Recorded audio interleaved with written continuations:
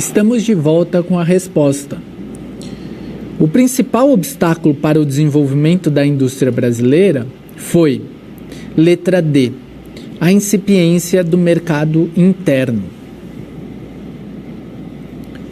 A incipiência do mercado interno é importante destacar porque havia realmente esse processo. Os trabalhadores, a base do trabalho na colônia brasileira era trabalhadores escravos, que não tinham renda. Então, a vinda de trabalhadores livres ou a existência de trabalhadores livres era muito pequena comparada à extensão dos trabalhadores escravos. E isso dificultou o desenvolvimento de outros processos econômicos para atender à indústria interna. Nessa aula, a gente vai destacar o surgimento do Império Brasileiro, algumas características desse surgimento, até o processo de independência, que começa ali com a chegada da família real em 1808, que chega ao Rio de Janeiro, os nobres da metrópole portuguesa. E havia, obviamente, a pressão exercida pelas guerras napoleônicas, e Napoleão estava invadindo a Europa, invadindo a Península Ibérica, e Portugal, o Império Português, com seu pessoal, ele vem para o Brasil também como uma forma de fuga dessas guerras. Portugal era dependente, tinha uma relação de dependência da produção brasileira e temia perder esse território para outros europeus. Então, a colônia brasileira tinha uma importância muito grande, porque era dali que Portugal estava extraindo, de fato, o seu lucro. E esse lucro, Portugal não queria correr o risco de perder também. Então, além dessa fuga, era uma forma de proteger um espaço que Portugal via como fonte de riqueza para o seu império. Outro fator que Portugal vivia além das guerras napoleônicas, vivia um período bastante instável. Um deles, foi a questão do incêndio e maremoto em Lisboa, prejudicando a situação local. Então, houve um processo de muita instabilidade dos moradores da cidade. Isso, inclusive, é relembrado lá na cidade de Lisboa, com museus da época explicando esse fato e a importância para a instabilidade no período. Quais foram os efeitos da chegada da coroa ao Brasil? Dos principais efeitos, a gente pode destacar que amplia a autonomia do país, deixando a metrópole, ou seja, as coisas passam a serem decididas na colônia, no Brasil. Então, há um reforço do quadro colonial, do pacto e da produção de lavouras tropicais, atividades econômicas de produção interna em atenção às necessidades de consumo externa, ou seja, isso continua, obviamente, que esse tipo de produção ainda, do agroexportador, ainda ele continua no país, e há um povoamento maior da região litorânea do que a interiorana. Com a chegada do Império Português ao Brasil, há também uma maior comercialização com os vizinhos latino-americanos, sul-americanos. Então, Portugal vai fazer comércio com a Argentina, Bolívia, outras regiões internas do país, com o norte, que tinham dificuldade pela produção tropical, e um comércio marítimo vai se destacar. Então, o Brasil ele começa a desenvolver e se colocar em uma opção de líder ali regional, comercializando com outros países sul-americanos, muito por conta dessa vinda do Império Brasileiro.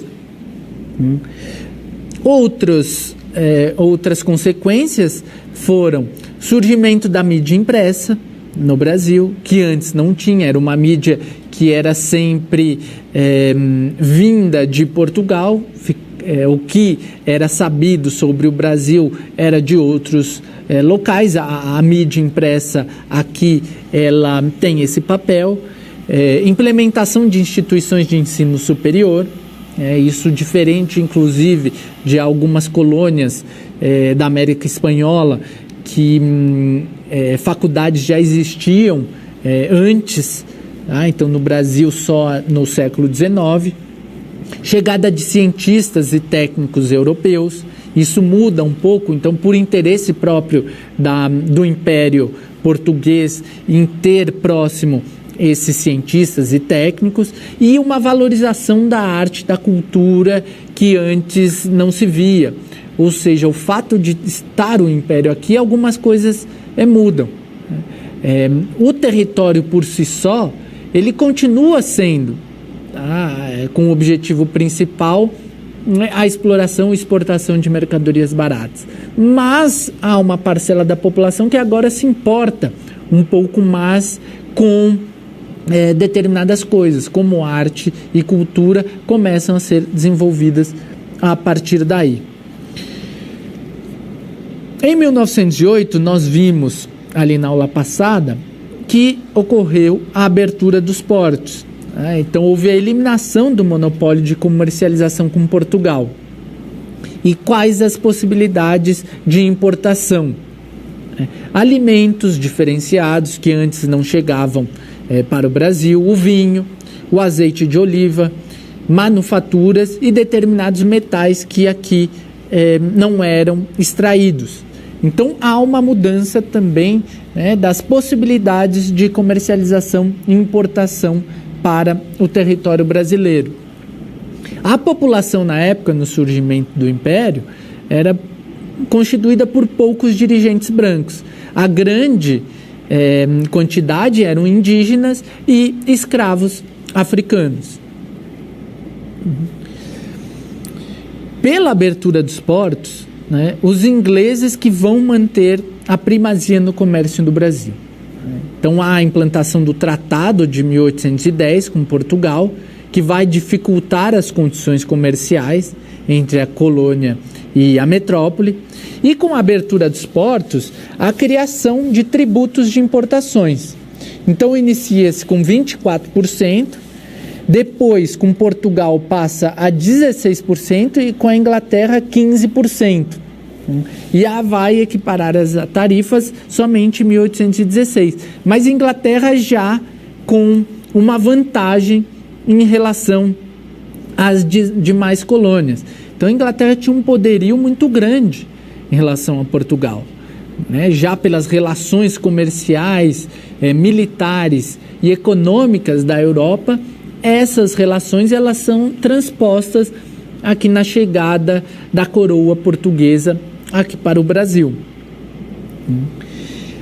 Isso tudo, é importante a gente recordar, está relacionado ao processo de desenvolvimento do capitalismo e da primeira Revolução Industrial, que foi um evento de grande envergadura. A Revolução Francesa, ela foi de extrema importância para o desenvolvimento do capitalismo em suas questões políticas, e organizações sociais, e a Revolução Industrial teve essa importância nas questões econômicas. Então houve mudanças estruturais no capitalismo, importância para as manufaturas que haviam se desenvolvido, e as colônias, elas fazem um papel muito importante nesse sentido, de abastecer esse desenvolvimento das unidades fabris na Europa. Isso tem efeitos para o Brasil. Um dos efeitos vai ser a independência brasileira, em 1822, a separação de Portugal, com essa independência. Ali o Brasil vai, a partir dali, se tornar um império, não mais uma colônia. Obviamente que toda a estrutura colonial ela vai permanece porque o Brasil ainda mantém a mão de obra escrava, o acesso a terras ele ainda é por meio da concessão do império para determinados colonos, tá?